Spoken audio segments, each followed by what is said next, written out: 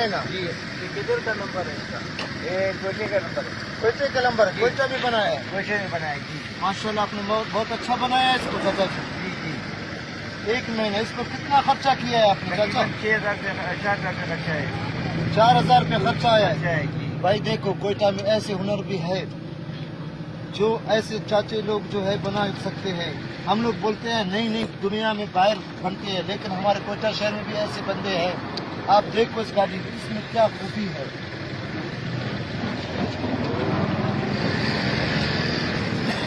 चाचा जी आपका नाम क्या है? मूसा खान मेरा नाम है। मूसा खान कौन?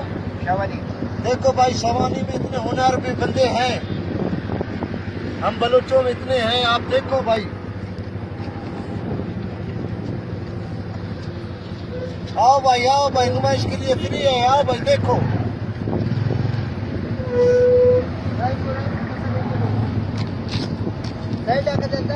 चाचा मूसा खान ये अपना चीज ले लो, आपको मेहरबानी, मुबारक हो। बहुत अच्छा बहुत खूबसूरत बनाया। मेहरबानी आप लोगों की बहुत चाचा के लिए सब तालियां तो बजाओ भाई। वाह भाई वाह वाह चाचा भाई, बहुत मेहरबानी बहुत मेहरबानी।